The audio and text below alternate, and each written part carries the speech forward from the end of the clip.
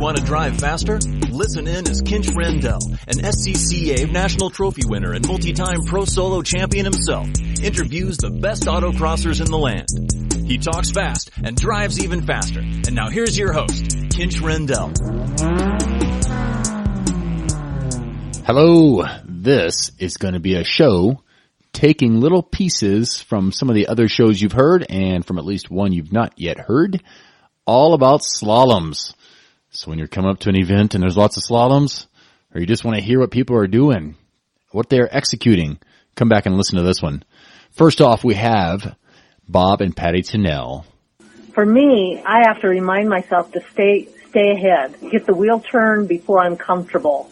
And I can feel the car dance if I'm doing it right, because the wheel is turning, I think, before the last turn is done. I can't remember what you call it, what the technical term is, but I have to force myself to not get lazy and be aggressive and turn the wheel early.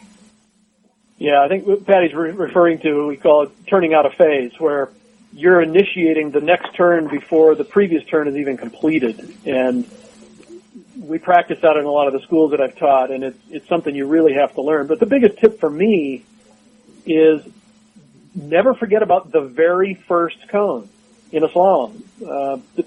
Especially if you're entering a cone from what I call the friendly side, if from the easy side to enter a slalom, you tend to drive up to the second cone.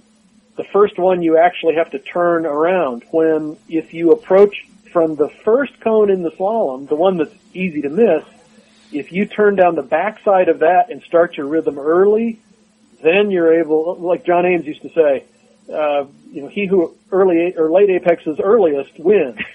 So you want to set up a late apex, but you want to do it on the first cone, not the second one. And our tendency is to drive up to the second one. When I set up on the first one and start my late apexing through the slalom there, that really makes a difference. And also remember where the slalom ends. Typically, people slalom around the last cone in a slalom when you really don't need to. It's the second to the last cone is the last one you need to late apex. The final one, just don't hit it. But you can be on the gas usually one cone sooner exiting a slalom than a lot of people really realize. Yeah, that's a good point, and that's where I did a little quick coaching video for this course we just ran this last weekend that we both ran. And literally I said, I'm nitpicking here, it wasn't my run, otherwise I would just pick on myself. I said, he's 1.5 feet off of this first cone. I said the best arc through this, or the, let's say, straightest line would be right next to that cone. I harp on that because so many people, like you're saying, they're not late apexing the first cone. What I say is if you draw a straight line between the first two cones, they're like 4 feet down the line, closer to the second cone before they cross over that line. Exactly. And therefore you have a sharper input to get around that. Yeah. Are you talking about the slalom approaching the finish? Yep. Yeah, that made all the difference in the world. Yeah. Sometimes what we'll do, if I'm having a hard time understanding maybe how to enter a slalom or a turn, we pretend that there's a cone, a fake cone somewhere in there that I can visualize. Oh, this is where I need to start my turn. If we had one more cone. Yeah, to basically force yourself over onto the correct entry line. Right. Yeah. I think about one of the only other universal truths that I try to remember is turns over 120 degrees. There is no substitution for taking the shortest line. I can think of, in 30 plus years of autocrossing, I can think of 2 times when that has not been true, and that's all. And I can't even think of how many hundreds of events we've run. It's just, take the shortest line. It's almost, 99.99% of the time it's gonna pay off. I had the advantage of walking a lot of courses with John Ames and competing against John Ames, and all I had to do was imagine, okay, if John Ames were driving this line and I'm walking into a corner, where would John be? Oh, John would be inside of me taking a shorter line. Okay, that's all I need to remember is that yellow Corvette beating me in and out of a corner because he drove a shorter distance than I did. And that was one of the things John always harped on, and he did it. He demonstrated it. And I remember seeing it over and over. So setting up for a slalom and shortening the course, especially on turns over 120 degrees, Yeah, those are the two things that I focus on every course, every event. As we've gotten older and wiser, emphasis on older, there aren't a lot of maneuvers we've never seen before, and, you know, having done this for 30 plus years, a lot of maneuvers look familiar. I mean, I know what a 60-foot slalom is going to drive like now, and there's a difference between driving on a 60-foot slalom on asphalt or on grippy concrete, but the technique is the same. So when I get to a course and I see a 60-foot slalom, I don't have to think about, other than are we entering it from the friendly side or the unfriendly side, I don't have to think about how I'm going to drive it. I know how I'm going to drive it. Quick recap there. Turn early.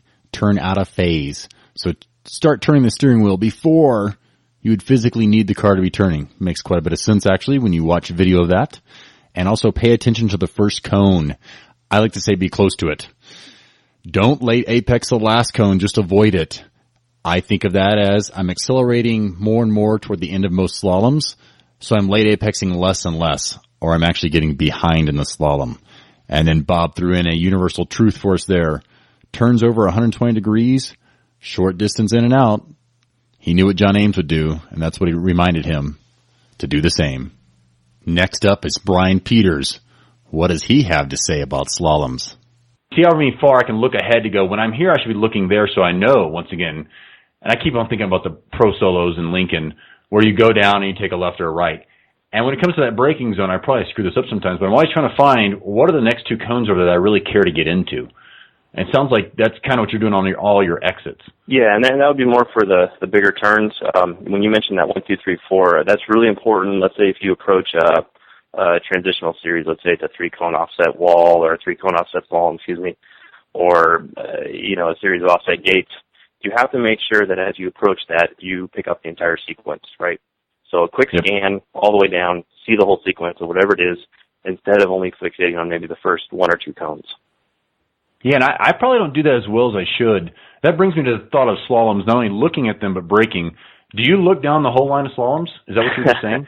Well, Junior here, he may fire me because, we're supposed to look all the way down to the end of the slalom, but I don't. Honestly, I'm looking 3, maybe 4 cones into a slalom. But to me, it's very important that, obviously you're backsliding the first cone, but you don't really, don't look at the first cone though, because it's too easy to spend too much time mentally making sure that you backslide it, and then you're going to be behind for the rest of the slalom. But for me, it's gauging at least the first 3 cones, let's say, maybe 4 cones on a really long slalom, but then making sure that I'm getting to that exit of the slalom as quick as possible visually.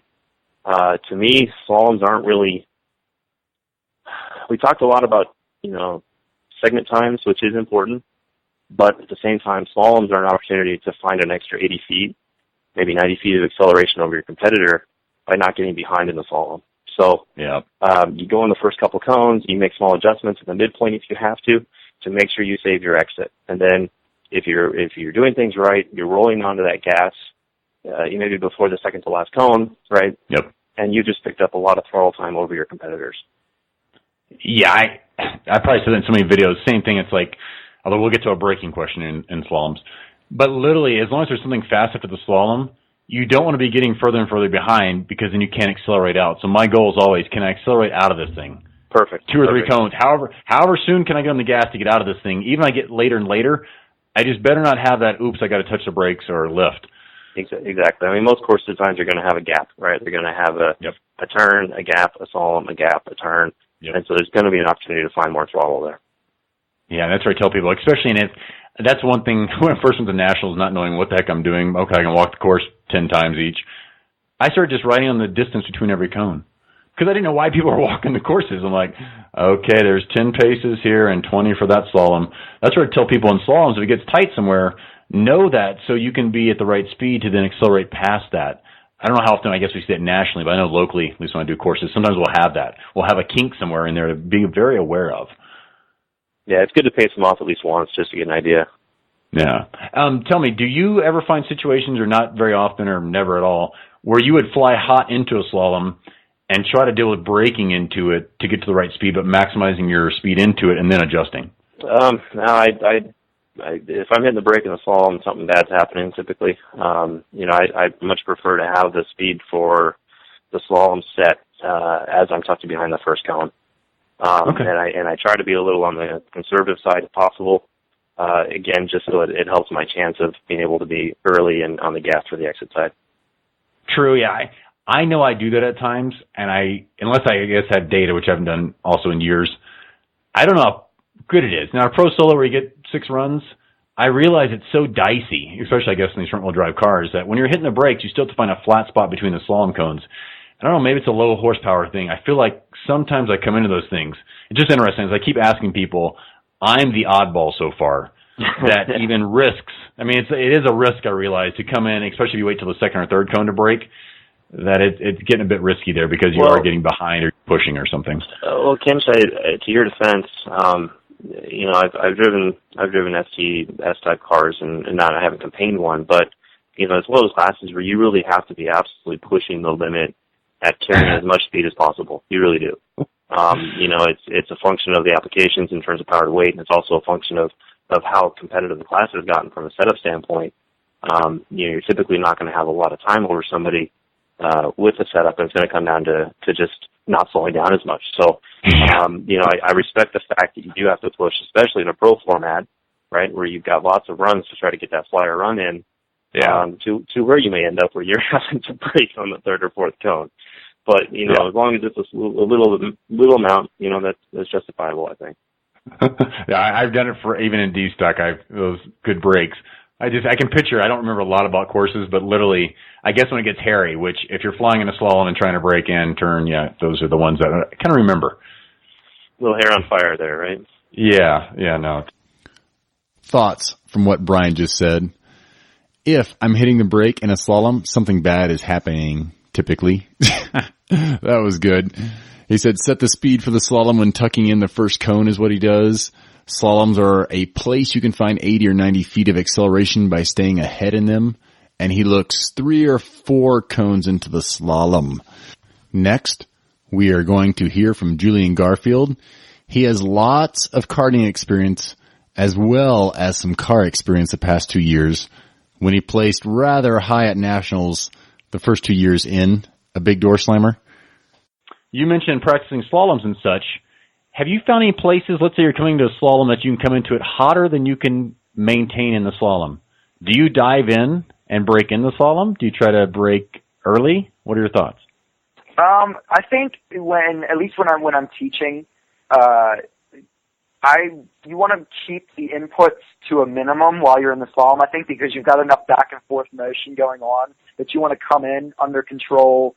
And once you start throwing in that forwards and backwards gas and brake inputs, I definitely think that you're going to upset the car and it makes it a little more difficult. So if you maintain more of a constant speed as you go through the slaloms, I think that's more beneficial. That being said, you're coming in really fast. If you can dive into maybe the first, second cone, keep that speed under control, you still want to find that speed that you'll keep rather constant throughout. The other thing that's also another factor that you didn't mention is what's happening to the slalom. Is the gap staying the same, or is it getting tighter towards the end, opening up? Because that's going to affect how you handle the rest of it as well, I think. Oh, you're very true. And that's where I tell so many people I care about how you enter the slalom, as in how close to the first cone. And then depending on what's after the slalom, just like after a turn we talked about, I like to try to make sure I'm accelerating out. Right. If I mess up in a place where I can accelerate at the end of the slalom, I want to make sure, if anything, I give up a little something in the middle or at the beginning. So once again, I can have that exit speed coming out of one, something I always key on. Yeah, I really agree with you, and I couldn't emphasize it more especially when I'm teaching. Is that first cone is so important, because we actually at the schools we do in the DC region, we do a slalom drill that's maybe 10 cone, 20 pace slalom, so they're tight slaloms going all the way up the hill. And FedEx is a gigantic hill for anybody that's done the pro solos. It's a huge hill. So we're going all the way up the hill, 10 cone slalom, turn around up at the top and go down the hill. So you've got the different factors of the hill that are also thrown in when you're naturally going to be picking up speed as you go down. Anyways, you see the once you're off the first cone, and I see it all the time, it's off the first cone, then you're late on the second one later, and then you hit the fourth one. It always happens. So that's why that fourth one, or the first one, is just so important. Thoughts from Julian? Come into the slalom under control, keeping the acceleration and braking at a minimum. I keep trying to bait people into saying you should definitely brake at the second or third cone, get crazy in there. It just hasn't worked yet. He also said the first cone is very important, and that fourth cone gets hit. You get behind, because you were lazy on that first cone once again. I listened to quite a bit more of his interview just now. It's fun, especially for anybody that has a kart, especially a junior karter. Listen to it. About minute 25, I think he talks about setting up the karts to be loose rather than setting up a kart like you would on a track. Definitely a podcast to listen to. Next up, we hear from Leslie Cohen, who drove an ST Civic for quite a few years, as well as some high horsepower rear-wheel drive cars. One of my strongest, I would say my strongest skills in the Civic for quite a while was slaloming. I went to an Evo school, and Mike Jr. Johnson was started as my instructor. And he took one ride with me, and he said, I can't possibly do a slalom that well or that fast. I don't know what I could possibly say to you, so I'm going to have Tim Arrow be your instructor because he's pretty analytical and he can probably find something. And it was funny, but I was at that point, I could slalom amazingly well. I had always thought in the D8s that my strong point was actually in turns, not in slaloms. So more of the sweepers. So what are your top tips? The top tips if you think about a slalom. Let's first do the Civic. What is it looking ahead? Is it looking at all the cones at once? Is it entering? What are your top tips for slaloms and Civics? Actually, my tips now are about the same. It is looking ahead and trying to it's absorbing that whole slalom, kind of keeping your head up and kind of absorbing it so you're seeing the spacing and that your hands are turning the whole time. But you're starting very early and you're slowing down. That's just it. Once again, it's just like making the turns.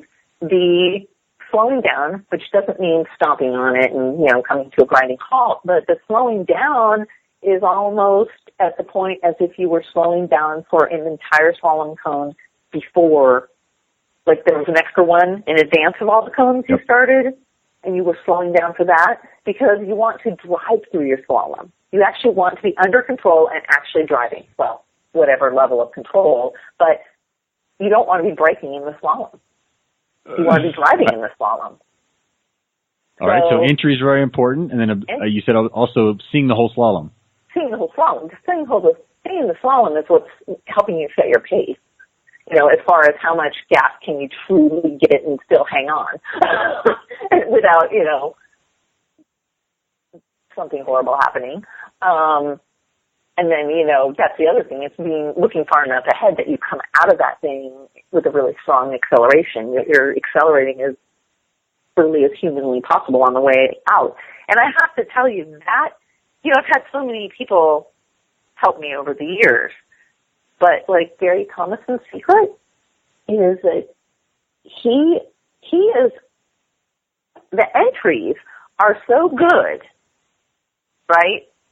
That when they're slowed down and him driving through whatever element he's going through, he is on that gas accelerating harder than his competitors on the way out. He'll be, any of those guys. I remember standing there, one event at a pro solo, and lucky me, I got to, they had a shortage of workers, so I got to work like 2 solid shifts in a row. I thought I was going to die, but I sat there and I got to watch Superstock open, and I'm trying to think who else, because I'm sitting there watching Bob Snell, and I'm watching all these top drivers and analyzing the heck out of them while I'm working and going, wow, the really good ones, the ones that have the top times, all have slowed down much sooner on in entry. They haven't gone in real deep and stepped on it really hard. They've slowed down mildly, so to speak,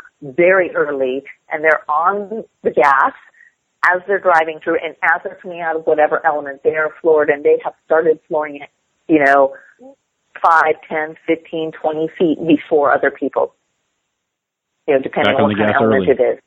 Yeah, early. I mean, they're just, and that was crazy important. And so that was something I picked up on, and I was learning was, wow, everything about the sport is early. And it's so funny because when you go to Corvette-only type events, Corvette people are thrilled to death that they have these cars with all this massive power, and they teach. And it's funny because I may be misstating this, but I went to certain driving schools at tracks that were not Bob Bondurant, and people would tell me, at Bondurant they say go in deep, slam on the brakes. Now I don't know if that's true or not, but there is an entire whole following of people driving those kind of cars that believe that's how you go about it.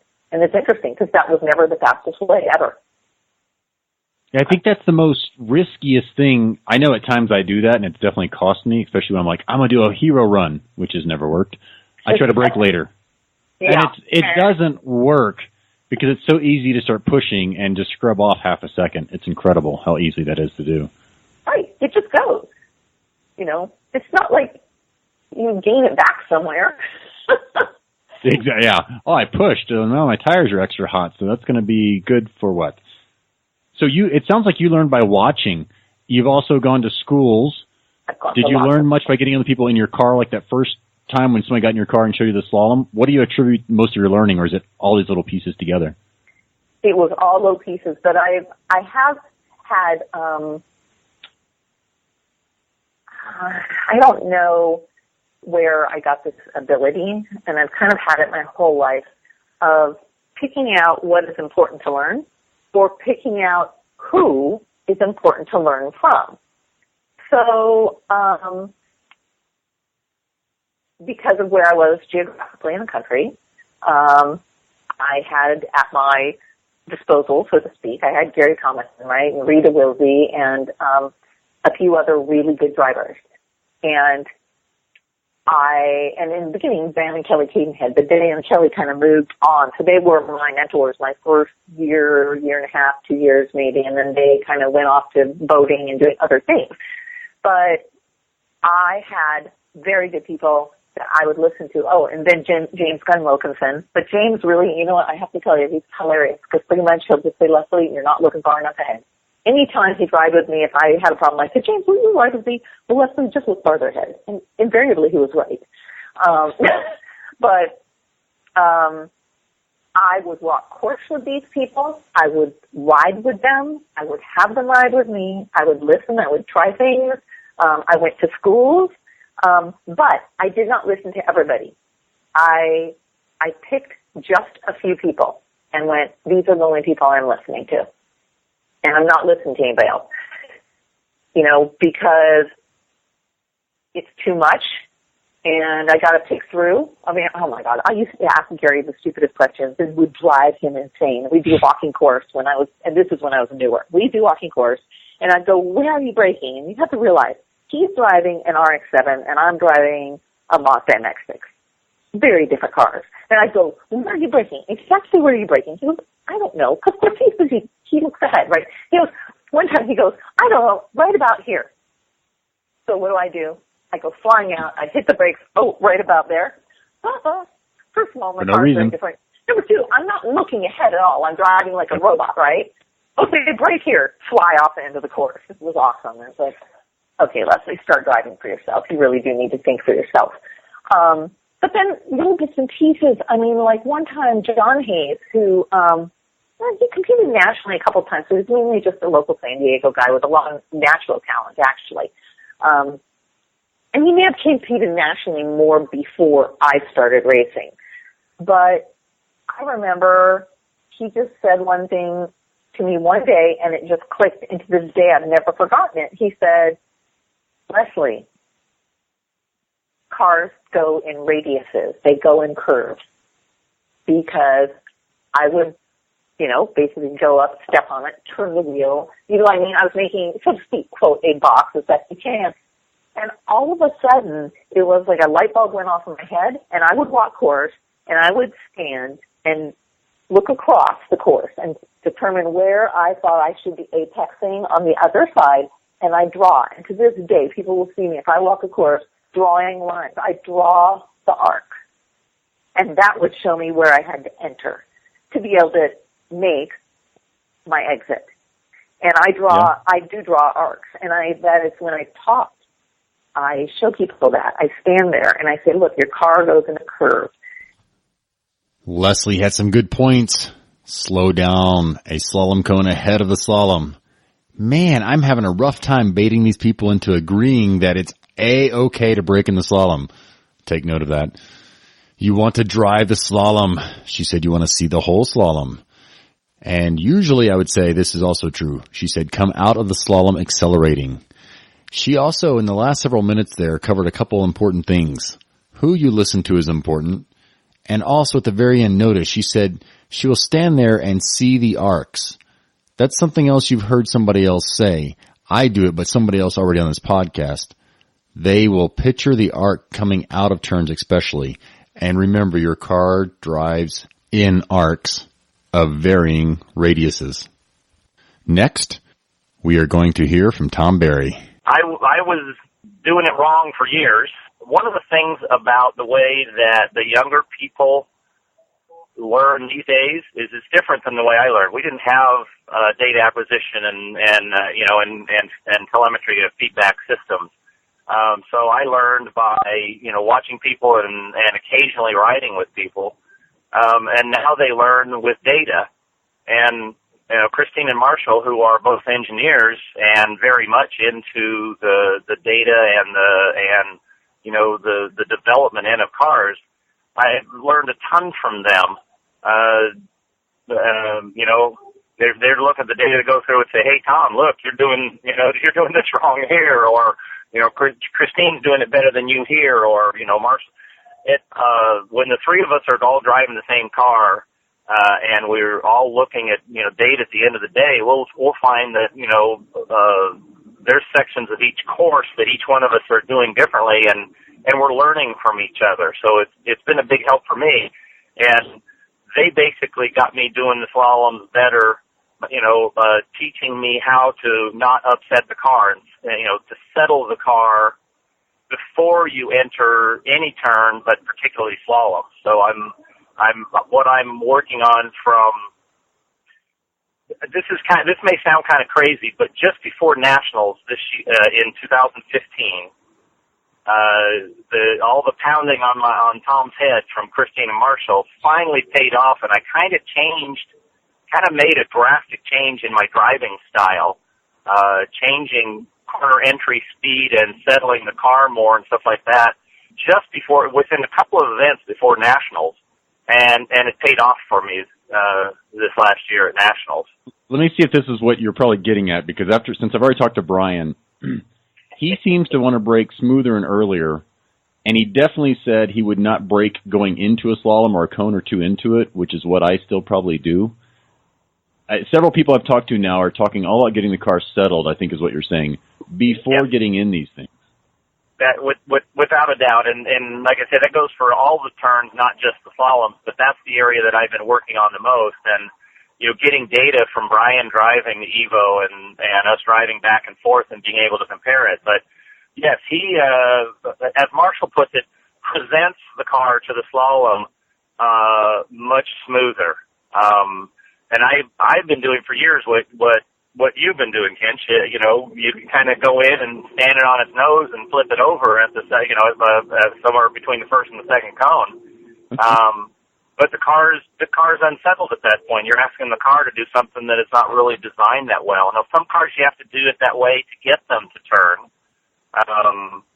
But most cars are going to handle better when they are at, a moderate throttle as opposed as opposed to, standing on its nose. That's a good point. Also, I'm glad you said different cars, and I've never even considered going from a stock Integra, let's say, to an ST Civic that they totally feel different. Yes, the power is about the same, honestly. But that's a good point. Maybe what I was trying to do in the Integra should not be applied to other cars, especially, let's say, a Porsche. Maybe that's why I realized it seems like that thing can turn better for the car owner than me, but I think I'm braking late. And that's kind of the opposite of what you're saying you've been implementing and what Brian definitely told us as well. Yes, definitely implementing a brake earlier and accelerate earlier. But what I found is when I changed my driving style and then just before National and implementing that, and then Brian jumps in the car and he's actually braking a little bit later than me, but he's braking much smoother. And it's not just how he's applying the brake; it's how he's letting go of the brake. Yes. That was surprising me because he's, we're looking at the data and watching what he's doing, and he's not left foot braking. And yet it's so incredibly smooth how smooth he's coming off the gas and getting on the brake and getting off the brake and getting, going back and forth. It's just so smooth that he's not upsetting the car anyway. It's what people have told me over the years. Hey, you look and feel smooth, but you're fast. It looks slow. But yep. and he is that to the next level. I guess that comes with, being a professional race car driver as opposed to somebody that goes out and does it a couple times a month for fun. I like how you said just a couple times a month. Tom learned a ton from data acquisition. He learned to settle the car before entering any turn, as well as slaloms. He said present the car to the slalom, have moderate acceleration going into the slalom, and come off the brake really smoothly. Whenever he said moderate acceleration, that reminded me, when I was driving the Audi S4, which was quite heavy, it actually did do a lot better when accelerating, thus taking some of the weight off of the nose of the car. So that also might work well in quite a few platforms. Something else I need to point out here, he was talking about Brian Highcotter, and I, in my mind, was thinking Brian Peters. That was a little bit of my confusion there. Highcotter has not been on the show yet. Next, you will hear from Ron Williams, who has lots of front-wheel drive experience on race tires as well as street tires with a championship in STC just a couple of years ago, and he's back in the class again this year. What do you think feature-wise you are best at? I don't know. I think I've always been pretty good at slaloms. And you really have to have an attack mentality. When you're doing a slalom, you've got to be extremely aggressive. Got to be on your toes, but slaloms is where you can get a lot of speed. I don't think people really realize that, but I guess the best advice I could say is have an attack mentality when you come to a slalom. I mean, you should be attacking the backside of every one of those cones and turning the wheel just absolutely as fast as you can turn the wheel, because usually the car can do it. If you can turn the wheel, the car can do it. If it's set up properly, obviously. And the narrower the car, the better. We were at an event a couple weeks ago, and my car was sitting in grid right beside a seat repaired 95, what is it, 95 Mustang. And it was just the view from behind, looking at the two cars in grid was just amazing. But the CP Mustang was easily 2.5 feet wider, and that makes a huge difference in autocross. Oh. So, but yeah, it just looked like a giant behemoth comparative to the lowly little CRX, but that gets you through the slaloms pretty quick. So tell us more. Attack the backside of the cones. I like to tell people the first cone is usually the most important one to make sure you attack at the very least. Tell us what you think about braking. Do you fly into a slalom? Do you set your speed before you enter the slalom? What do you mean by attack it? Well, I mean, you have to be really aggressive on steering inputs in a slalom. And, there's people that'll come in and they'll drive through the slalom. they're not attacking the slalom. I think it depends on the slalom, and what the spacing is, and what leads to it, and, how much speed you think you can achieve through that slalom. If it's a long slalom and you've got a grippy surface, you might drive full throttle to the second cone instead of the first cone before you really start catching a rhythm in it. But, it really comes down to how much speed you think you can achieve, through it. And, if you screw it up the first time, obviously you can, drag the brake a little earlier, between 1 and 2 or something, and then catch your rhythm there. But yeah, it just depends on the length of the slalom, the speed of the slalom, of how you drive into it. I wouldn't say that the first cone is always, where you need to set your rhythm out in it. Sometimes, you've got a really lengthy slalom that's not that difficult, especially if you've got a small or thin car, that you might not, you might just drive completely past the first cone and catch the rhythm instantly on the second cone and be able to just darn near flat through it anyway. So, it really depends on the length, the grip level of the surface, and so on and so forth, where you need to, pick that point. But that's one of the key things is if you screw it up the first time, remember that. I've screwed up. Here's where I screwed up. Come off course and go, oh, I went in too deep in the slalom here, and I didn't brake until I actually nosed past the second cone in the slalom. I need to, I screwed it up. I lost my rhythm, got behind. Put that in your head. When you come off course, correct that one thing. And then where do you feel like you were too slow? Correct that. Go faster where you think pick it apart. That's what I do. Ron's thoughts. Have an attack mentality and be on your toes. Attack the backside of the cones. Aggressive on steering inputs. Turn the wheel as fast as you can. So it sounds a little bit different. I bet a lot of these people are doing very similar things, but it sounds very different. Ron also pointed out that the first cone in the slalom might not be the most important. I would say if there's a kink in the slalom or there's a very fast section afterwards, maybe it's not. Maybe the most important cone is in the middle. But I think so often people avoiding being close to the first cone are pinching themselves off. And as Julian said, they end up hitting the third or fourth cone. Next, we hear from Jason Frank, who has driven pretty much everything ST-wise. STF, STS, STC. The class name keeps changing, but he doesn't. He keeps winning. Slaloms start at the beginning. Late apex, late apex, late apex. You really set the tone at the first cone in slaloms. If you're not behind the first cone, you're going to have to give it up somewhere down the line in order to make it through. Otherwise, you're just going to hit cones. I'm more of a steady state slalom driver. I know some people like to accelerate, brake type of thing. I'm more of the consistent, find the speed that I need. If it's a 7-cone slalom, I know if I get my speed right at the beginning, I can make it through the first, 4 cones at the same speed and then hope to accelerate out the backside of it, if available. But it all starts at the beginning. If you're not behind the first cone, you're not going to be accelerating out the backside of a slalom. Good point. Yeah, that's been consistent in talking to everybody.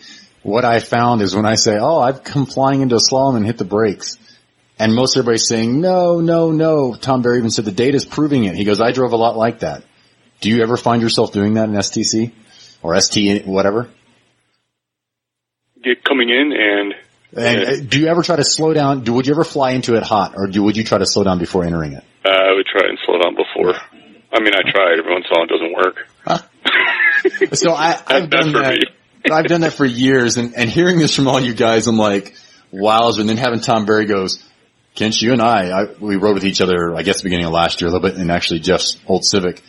And he goes, yeah, we try to stand the car on its nose, blah, blah. And I started thinking, it's like, wow, I think I'm doing that because of the Type R. I could get it to rotate and do weird things. So take notes. If I ever told you to do that, don't do that anymore. At least I'm going to try to see if I can try this year not to do that, because so many, Brian Peters, same thing. He goes, well, maybe an ST, but no, I'm thinking it's just a bad habit I have of, can I fly in?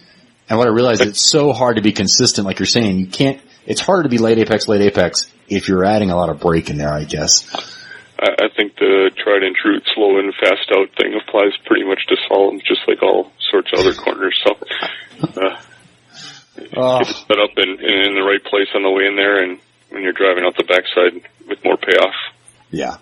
Probably the thing I'm doing right, maybe not braking as much as I think, is the late apex of the first cone. Being right on that cone, I tell people in every video I ever make, I'm like, hey, you've got to backside this one. If not, you're just tightening up the next one. Well, however you're doing it now, don't get too much better at it. I'm hoping I get a little bit. We'll see. Anybody can get lucky in a run here or there, I hope. So Jason covered start at the beginning of the slalom. Pretty much like the first cone. Late apex, those cones.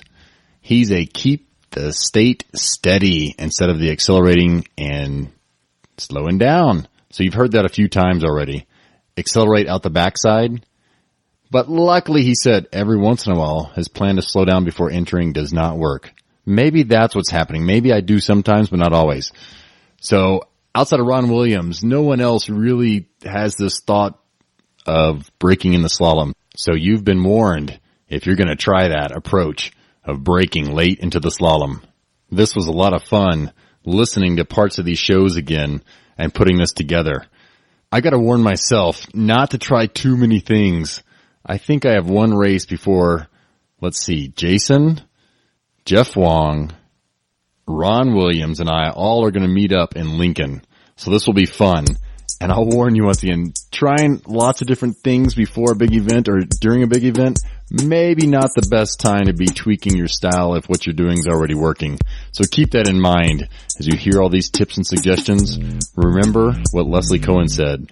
Don't listen to everyone, but after listening to this, you'll kind of get the gist of what most people recommend doing. I hope it helps you. Let us know. Thanks.